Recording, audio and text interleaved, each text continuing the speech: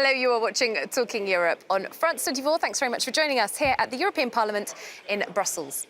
Now, we're here to meet a politician from an increasingly rare breed, French socialists. It's just 3 years since France's socialist president François Hollande was replaced by the self-described neither left nor right-wing Emmanuel Macron. In that time, the Socialist Party's vote share in both presidential and European elections has slumped to around 6%. So our guest today is Raphaël Glucksmann, who took on the task of leading the French centre-left list in the European Parliament elections last year. They won 5 of France's 74 seats with that 6% vote share. He's also become a particularly vocal proponent of green policies and speaking out about what he sees as the need for a socialist-green alliance. Raphaël Glucksmann, thanks for joining us. Thank you for inviting us. I heard you laughing when I described you as an increasingly rare breed of French socialists. Especially that I'm not even a member of the Socialist Party, so... Indeed, you founded your own movement, Yes. Publique, with some other left-leaning politicians. Well, green and environmental issues have been very much in the news recently, in the last few days. We had at the World Economic Forum in Davos, both Donald Trump and Greta Thunberg speaking on the same day. Just to start with Donald Trump, he said that global warming activists, people who warn about climate change, so I think that includes yourself, are prophets of doom. Are you a prophet of doom? I don't know, but what I know is that if we don't do anything, the apocalypse that we are warning about is coming. And if we are prophet of doom, then Donald Trump is a pathetic clown. And I think that what we are witnessing now is a reversal of attitudes among young people and among people who are actually caring about the environment. But there is a huge change in our perception of who is serious and who is not serious anymore. For a long period, we thought that these people in grey suits who were negotiating free trade deals all over the world, they were the serious ones. They were the people who knew. And the environmental activists were clowns. That was the common perceptions, you know, where they were hippies and everything. But now it's total reversal.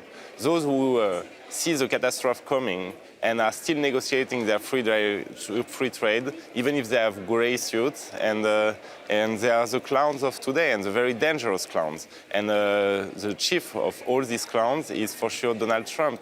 Well, very strong words. The EU does have to work on a geopolitical level with the United States in certain ways. And climate change is, of course, by definition, a global issue. Yes. So how much can the EU achieve with Donald Trump in the White House denying climate change? Diplomacy, you know, it's about having discussions and dialogue with people who don't share the same perception and the same values. So, of course, there is a need to have discussions with Donald Trump. But the truth is that we have two opposite visions of the world, especially on climate change.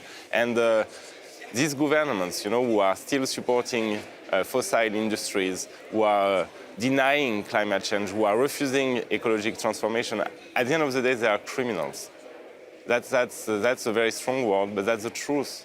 When you see what's happening in Australia, when you see what's happening in California, they are criminals against the future of their own people and the future of mankind in general. Because, I mean, half of our climate problem is coming from 7 or 8 big companies, fossil companies that we have to, at the end of the day, constrain to change or shut down. And these companies have their main spokesperson in the person of the President of the United States today. That's a catastrophe for the world. Well, as you said, the European Union does have to work with, you know, diplomatically speaking, with all kinds of different actors around the world. Just in the last couple of days as well, an EU-Vietnam trade deal got a big step closer to becoming reality with the endorsement of a key committee here at the European Parliament. Now, it does promise to open up new markets for European businesses, and people's livelihoods are, of course, very important. But you've openly criticised the people who approved this deal. Why? First, because we had conditions on this deal, and the first condition was the respect of human rights and the release of political prisoners, especially one political prisoner was arrested because he was criticizing this deal. And if you put conditions as a parliament, in other committees, then you have to respect your own words. And so that means that we don't respect our own words. Vietnamese authorities did not respect the conditions, and we still are going to sign maybe the deal. Well, there are those who say just that the trade deal would provide leverage for the EU. Yeah, but I know, I was coming to that. Okay. I think that's a kind of religious attitude. It means that the basis of all the discussion is that trade deals are good and they are bringing good. And if you trade with a country, then you will bring them at the same time human rights and you will democratize their society, open their minds and everything. Do you not think that's the case? But that's not the case. What we are witnessing now is that this myth of the 90s, which is that trade and then you will get democracy, open up the borders for good and then you open them for ideas, it proved to be a false story. I mean, look at China. China is the biggest now trade power after the US. And did it open? Did you get democracy with capitalism in China? No, because the two are not connected. And then comes this, for me, this contradiction that on the one side you have a parliament who votes climate emergency, was very strong words against Donald Trump, who say that we are living a decisive time and now all our policies need to be shaped by this climate emergency perception. And at the same time, signs free trade agreements one after another, saying that we need more trade, more trade, more trade. But what does it mean? Does it mean that, for instance, you will sign, maybe the same people want to sign Mercosur with Latin America, and you will get what? More Argentinian or Brazilian meat in your dish, but then what does it mean? Well, the issue the carbon of the EU-Vietnam deal is still yet to go to the full parliamentary vote. Yeah, we will see. That's going to happen in February. Yes. Do you believe that those conditions could come back into the picture? I think that there will be a very strong debate and that more and more MEPs are convinced that we have to stop this crazy machine, which is that you will have one deal, then another one, then another one, then another one, then another one. But what are you telling to our producers? Yes? We are telling our producers in Europe that they should have more environmental and social norms. Mm-hmm. And every time it's more norms. And it's fair, because we need to do that for social and ecological reasons. But at the same time, you put them in competition with countries that don't respect any of these rules. Mm-hmm. And at the end of the day, then you have the anti-European feeling growing among these constituencies. So you think the EU is actually doing itself a disservice? Of course. And at the end of the day, if EU cannot protect its borders, if it cannot impose norms to other countries, if it cannot tax goods that are coming to Europe, then of course it's not perceived as a protective body by people. Well, another issue that I know is very close to your heart is minority rights. I should have said to the viewers, you're on the Subcommittee for Human Rights. We had a report published this week that found that 70% of Jews in France had been targeted with anti-Semitic abuse or attacks at some point in their lifetime. I'd like to discuss that with you. First, we'll watch this report by Noémie Roche and Nicholas Rushworth. More than 100 tombs were desecrated at this Jewish cemetery in Westhoffen in Alsace in eastern France last month. Graves were defaced with swastikas. The incident added to a long list of anti-Semitic attacks in France. Research now by Fondapol and the American Jewish Committee shows that 1 in 3 French Jews feels threatened. 7 in 10 say they have been victims of at least one anti-Semitic incident in their lifetime. Other statistics are also alarming. 37% of French Jews don't wear visible Jewish symbols, 25% avoid revealing their Jewish identity at work, and 43% avoid certain areas. A spokesperson for the American Jewish Committee pointed the finger at past failures in political leadership in France. We have experienced anti-Semitism for nearly 20 years in France in particular, and the problem has grown.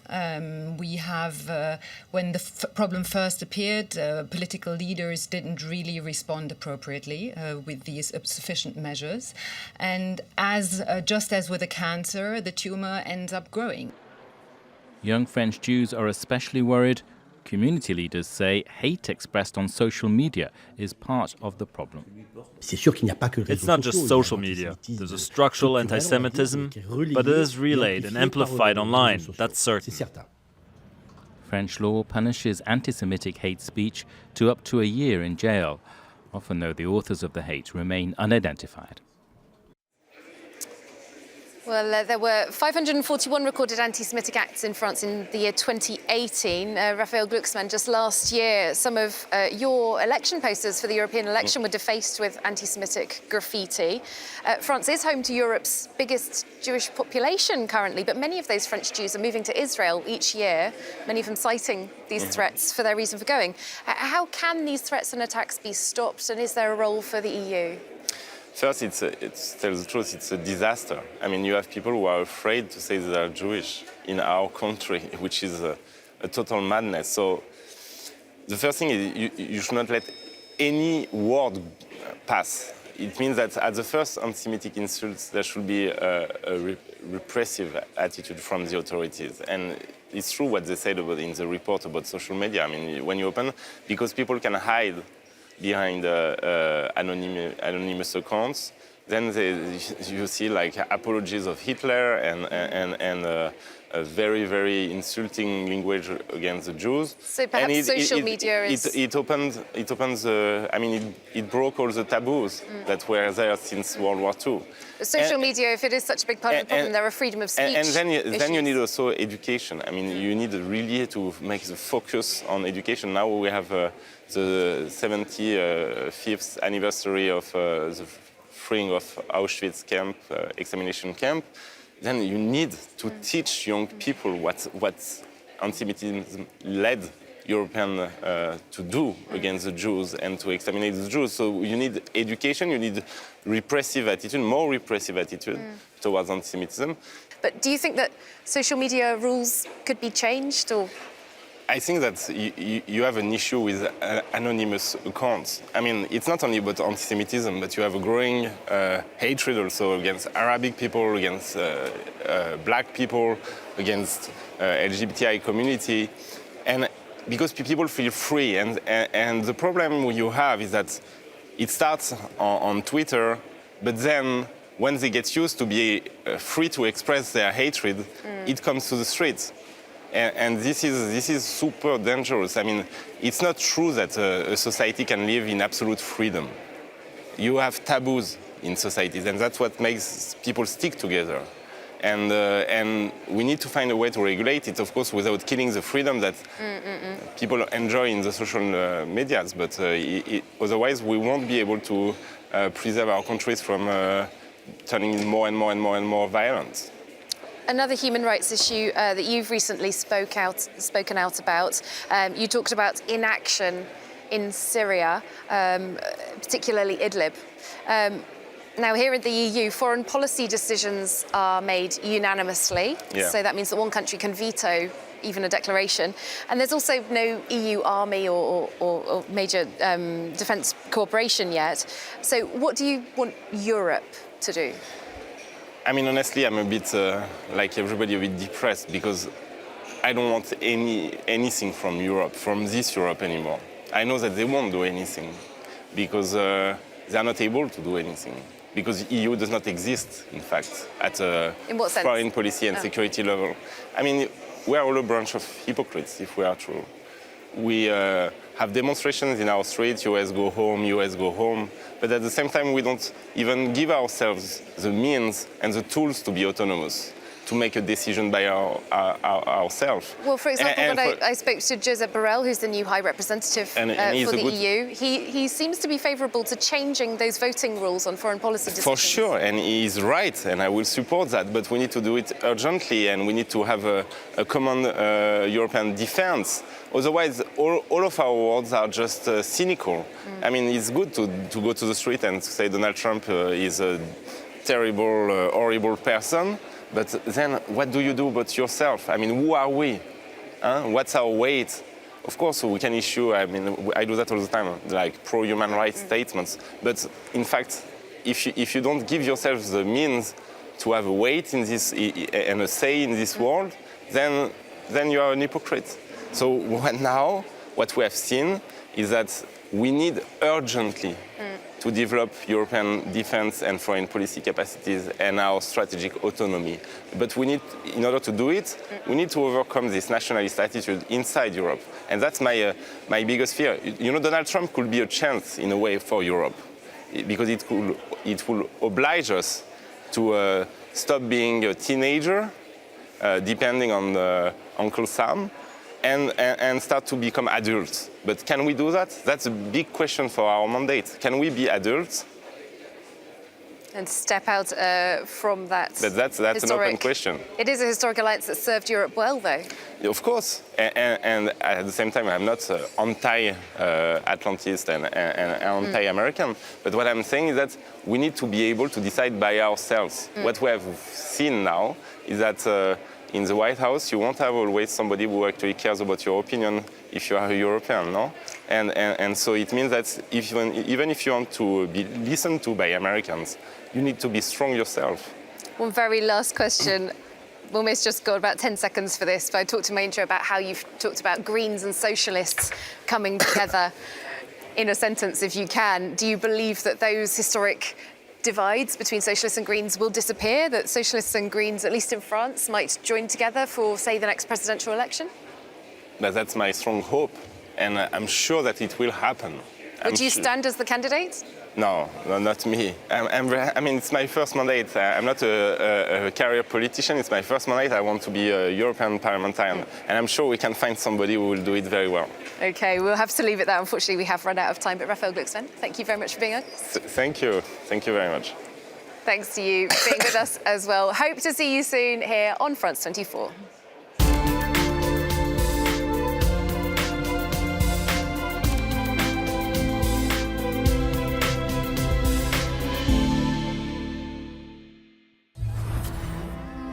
When laughter is replaced by tears, when words are replaced by silence. Chaque fois que je raconte ça, ça me travaille beaucoup. When peace is replaced by war.